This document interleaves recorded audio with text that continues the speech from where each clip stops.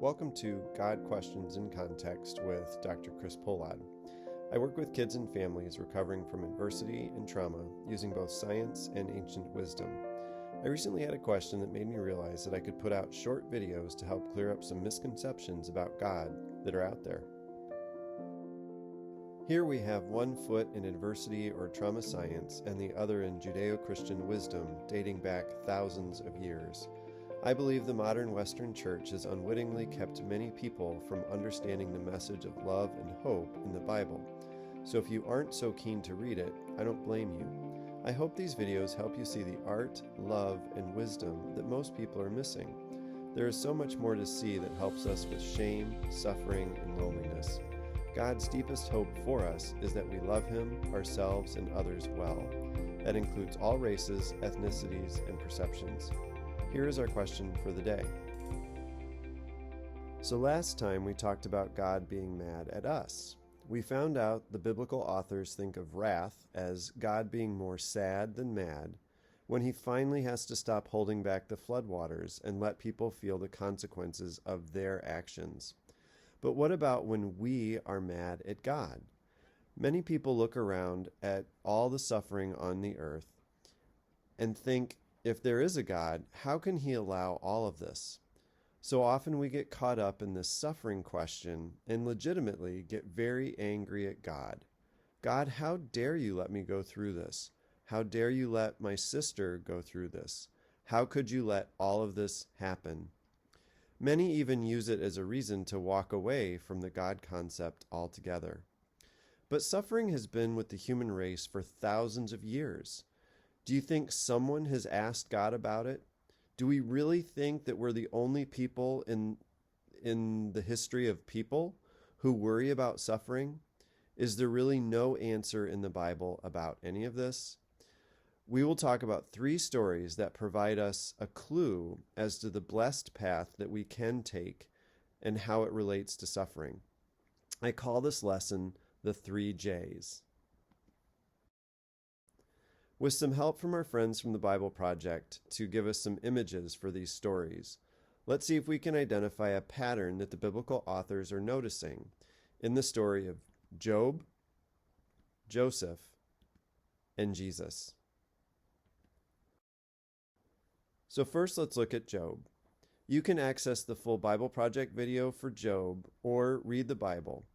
When we do, we see an upright, rich man who God allowed to suffer, who then feels ultimately alone, but then cries out to God, and God does a remarkable thing. Even though Job has cried out to God in anger, God still shows up to speak to Job and ultimately blesses him with more than he had at the beginning. And we see that God's plans are not knowable to us, and they even include metaphors for scary and dangerous creatures, like sin, death, and suffering. So Job shows us a greater ability to bless others and a closer relationship to God happens after his suffering. So for Joseph, this is Jacob's son born to his beloved wife Rachel, but he was hated by his other brothers, who go on to form the 12 tribes of Israel. He was rejected, sold into slavery, and landed in prison for unfair crimes.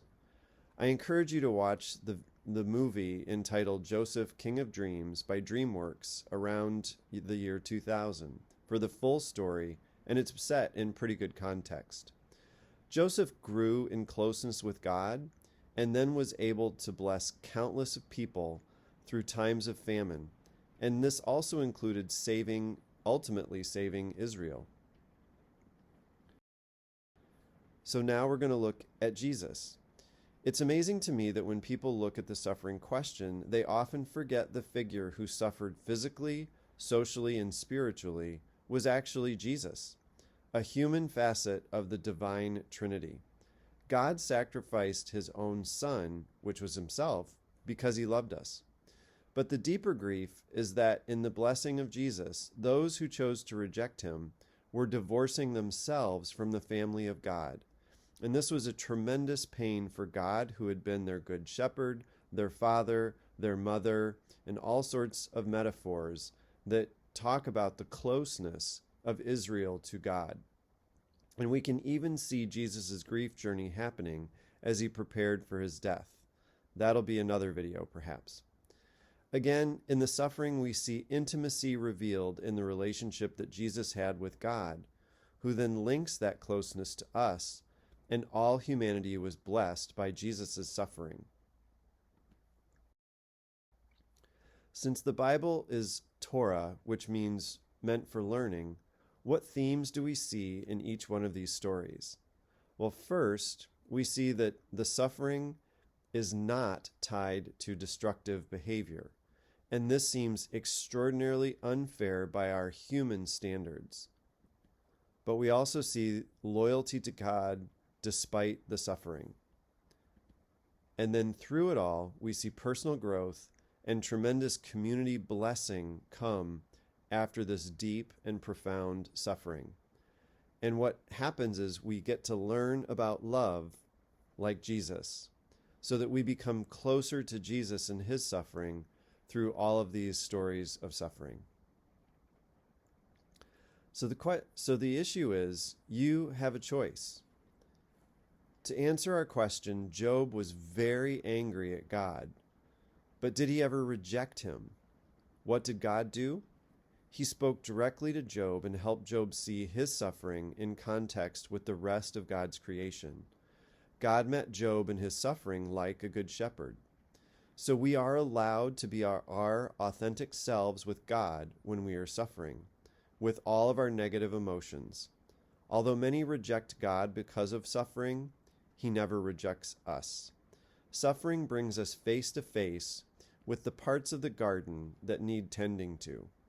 Pete Greig, the author of How to Pray, A Simple Guide for Normal People, which is an amazingly good book, and others note that most positive revolutions that the world has experienced are born out of deep suffering and people trying to do something about it.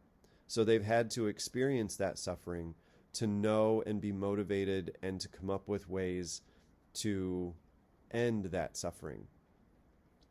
So the question is, what did Adam and Eve do? They had a choice.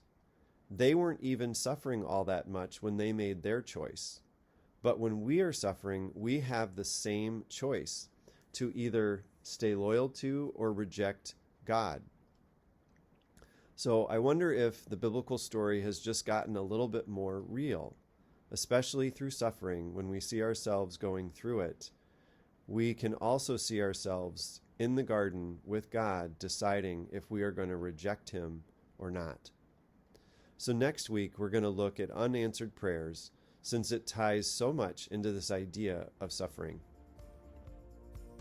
So please send me your questions so I can get you answers in Middle Eastern context. Can't wait? Start your own journey at BibleProject.com. That is a major source that I look to understand the Bible in this new and refreshing way. We are Little Pieces Club Ministries, where God makes the pieces of broken hearts into amazing works of art, like this tree of life that you see in our logo. Please like and share this. Help us reach as many people as we can.